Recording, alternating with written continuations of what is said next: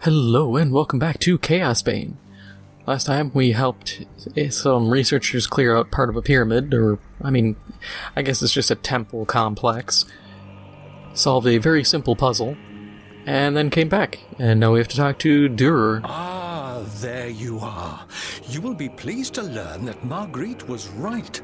The symbols you helped retrieve from the temple are part of the ritual that will unseal Nebmaket's tomb.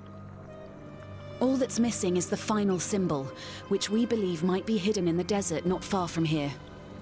We found references to a number of ritual steles that were important to the mortuary cult. We have a general idea where they can be found. If you can locate the right one, it could reveal the final symbol for the ritual. What of the other steels, you call them? Decoys, more than likely. Probably enchanted to kill tomb robbers like us. Choose wisely. Oh boy, I can't wait to touch a steel and die. My inventory empty? Close enough. Yeah, it's empty, cool. Enter the desert. But, as I had started to mention in yesterday's Inquisitor Martyr video, there was something about Warhammer Fantasy I want to talk about. And that is that it's kind of old news by this point, but Games Workshop is doing Warhammer Old World, and they finally released a bit more information, and it's set, honestly, it feels like around this time frame, a couple hundred years before the end times. I think it's further back, because it's, from what some people have said, it's supposed to be like this time where there's like 3 emperors fighting within the Empire of Man, which is kind of cool. My hope, because they showed a bit of Bretonia, and Bretonia had just a bunch of changes. They didn't have, I think it was Lewin Leonker. It was like Lewin Orcslayer. So this is before all of that. It's early, which I can appreciate. Am I going the right way? Yeah, okay, there isn't a faster way. I'm just gonna roll through these guys. I don't have time to smack low-tier skeletons. You know what? Fart tornado. Have fun. Yeah. Never underestimate a tornado.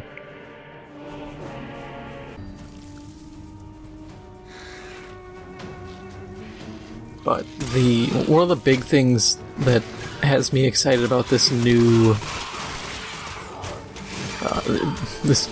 I guess, not even setting, just time frame, is it's a new shakeup. You know, none of the heroes and villains, within reason, are alive at this time, or active. You know, we don't have, potentially, like, Throg. We don't have,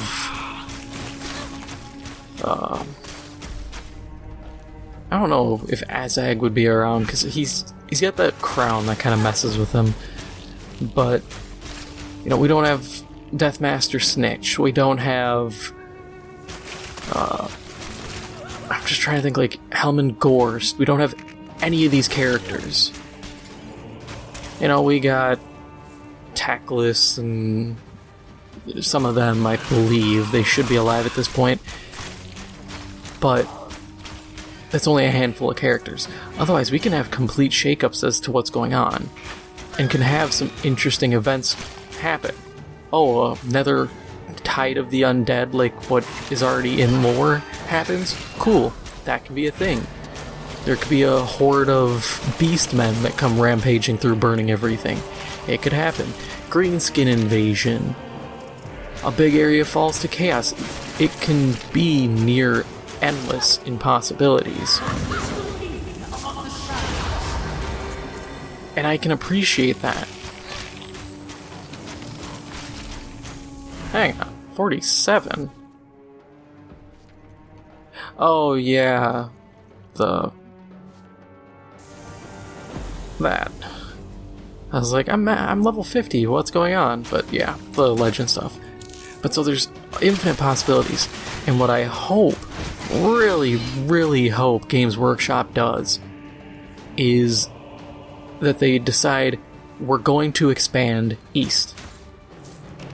You know, give us a proper version of Cathay, give us a proper version of Ind, give us a proper version of Nippon, and actually don't just make it Japan and Japanese. Name it something that isn't that stupid. Give us cool armies for these factions. I want all that.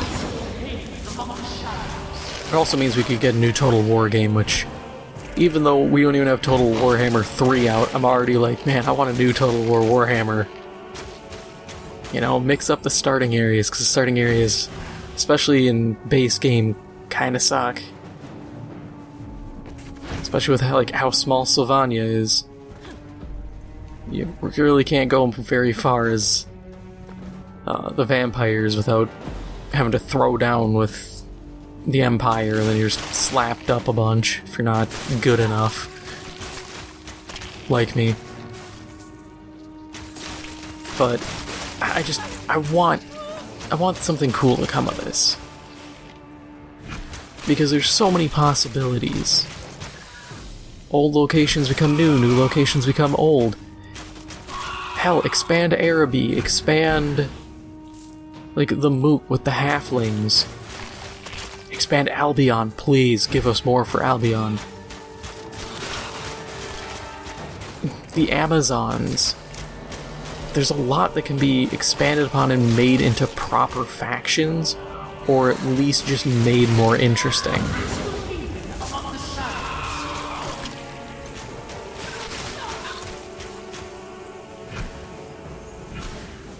And I hope they actually, follow that instead of just being like, hey, so we changed who owns these towns and made some new banners, buy our stuff.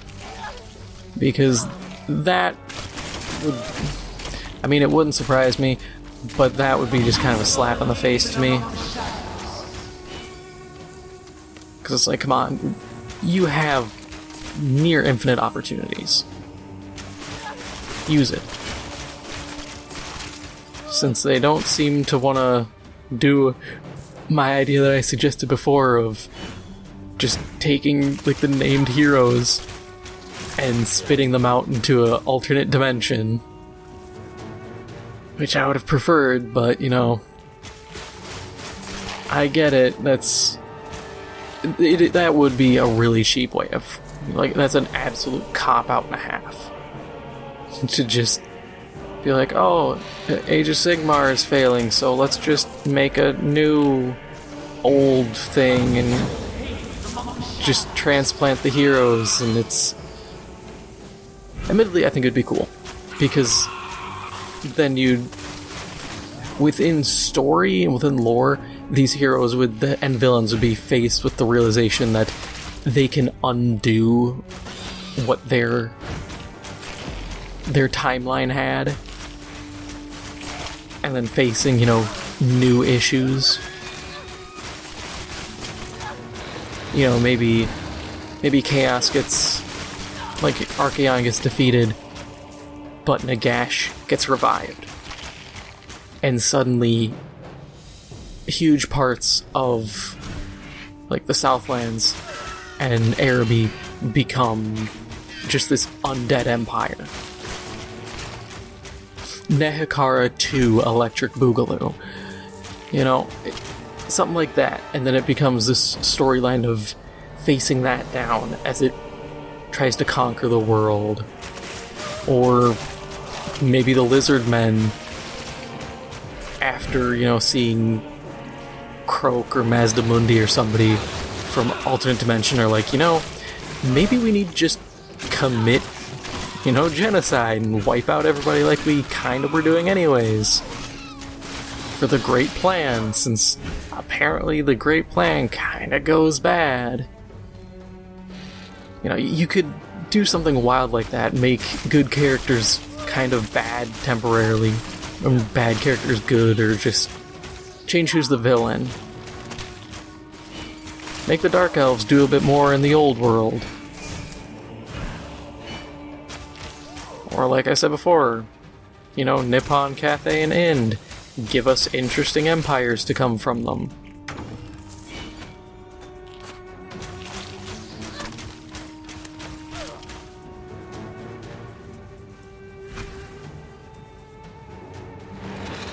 What I would think would be cool is...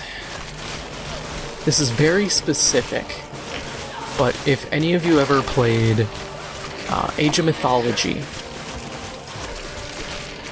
just the general aesthetic of the Atlantean faction and the maps you could have that are like Atlantis themed and during the story and stuff, I would love an empire based around that. You know, the automatons and stuff like that. I think it'd be so cool. Just these magically enchanted suits of armor is a big part of their infantry. Having just something like that. I think it'd be really fun. And I love the Atlantis motif, and the High Elves don't have any of that. They're just elves. That's literally their aesthetic. And it's such a missed opportunity. You know, if we're gonna go off of fictional or long lost civilizations and locations, make it Mu. Make it Lemuria. These areas are mythological since Ulthuan is effectively where Atlantis is supposed to be, or theorized to be. So it's like, come on, just go with this. I think it'd be fun. You know, you don't have to make it so they're straight up like their infantry are just Greek soldiers. You don't need hoplites. You could have like the helmets be that and some of the designs of their weapons, but you could also make it more medieval. So it's kind of a, not modern, but for the time, kind of a modernized build. If you want to go full Greek mythology, you could have them use some minotaurs. Explain away as, oh, they're enslaved.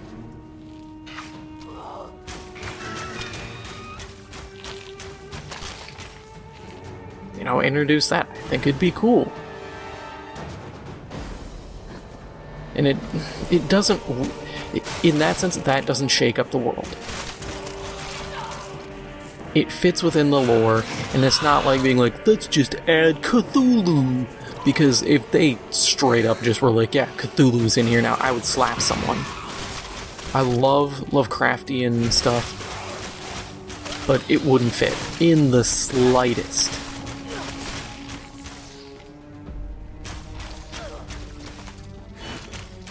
And I mean, come on, if you're gonna add a godlike figure,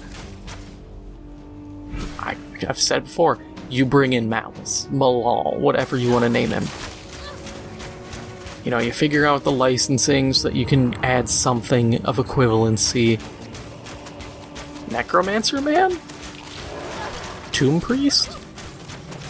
You're fancy. Oh yeah, flat out Necromancer Man. That's pretty cool. I can completely vibe with that. But, you know, imagine that happening. Oh, you know, there's a big wave of chaos coming. Then Malice just pops out and is just like, nah, fam, we ain't doing that. And suddenly you have chaos versus chaos. Expand the chaos wastes. Have stuff go on there where we actually go within games or within lore more. Hey, the steel. I found the steel.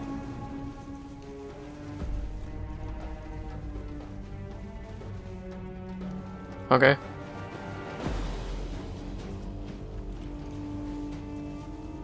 But, you know, you could do a lot with this reboot.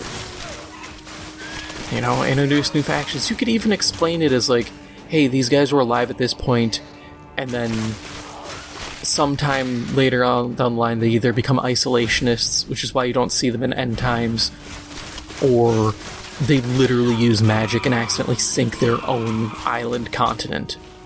Like their own country. Do that, I don't care. And if the argument is, well, making them Greek/Atlanteans is not very creative, like I said, not a lot of fantasy is very creative. At the end of the day, Bretonia is just a mix of French and like medieval Britain. The Empire is, you know, 1600s Germanic / European, considering every city is literally just a Germanic name. Altdorf, Dietershafen, Salzenmund, Schwarzhafen.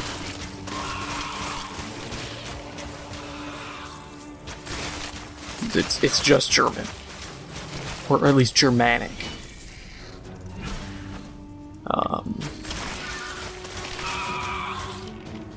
Can't even think. North of Sylvania is the Russians, effectively, with the Bear Cavalry. Araby is just straight up the Middle East. It is Tales of Sinbad, Ali Baba and the 40 Thieves, just the Middle East. Like, none of it's super creative, and that's why I think it would fit. Because it's not too weird to be like, man, this is, you know, this doesn't fit. It's like, oh, you know, this could have been here the whole time. I got the last I steel. have found the ritual stele as you requested. Here is the symbol it revealed. Let me see. Yes! This is the final symbol in the sequence. The ritual is complete. The inner crypt is certain to be well guarded. Return to me when you're ready, and we will begin the rite. Turns out the missing symbol is just a very crudely drawn dong.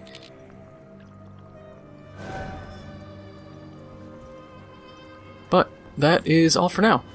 If you enjoyed this episode, make sure to hit the like button. It helps out the channel a lot. And if you haven't already, make sure to hit the subscribe button. Thank you for watching, and I'll see you in the next one.